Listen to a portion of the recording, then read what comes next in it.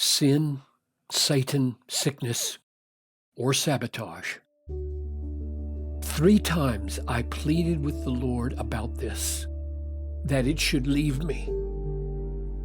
But He said to me, "My grace is sufficient for you, for my power is made perfect in weakness.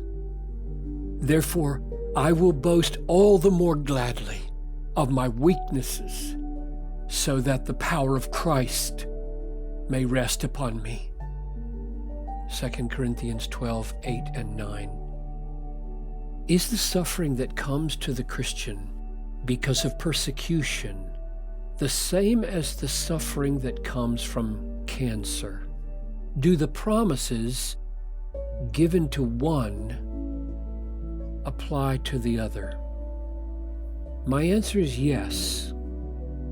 All of life, if it is lived earnestly by faith in the pursuit of God's glory and the salvation of others, will meet with some kind of obstacle and suffering. The suffering that comes to the obedient Christian is part of the price of living where you are in obedience to the call of God. In choosing to follow Christ in the way He directs, we choose all that this path includes under His sovereign providence. Thus, all suffering that comes in the path of obedience is suffering with Christ and for Christ, whether it is cancer at home or persecution far away. And it is chosen. That is, we willingly take the path of obedience where the suffering befalls us, and we do not murmur against God. We may pray, as Paul did, that the suffering be removed, 2 Corinthians 12:8. But if God wills, we embrace it as part of the cost of discipleship in the path of obedience on the way to heaven.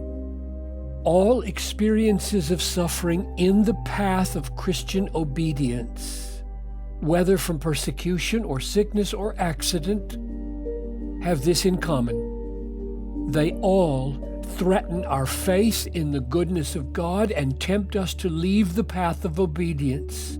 Therefore, every triumph of faith and all perseverance in obedience are testimonies to the goodness of God and the preciousness of Christ. Whether the enemy is sickness, Satan, sin, or sabotage. Therefore, all suffering of every kind that we endure in the path of our Christian calling is a suffering with Christ and for Christ. With Him, in the sense that the suffering comes to us as we are walking with Him by faith, and in the sense that it is endured in the strength He supplies through His sympathizing high priestly ministry to us, Hebrews 4:15. And for Him, in the sense that the suffering tests and proves our allegiance to His goodness and power, and in the sense that it reveals His worth as an all-sufficient compensation and prize.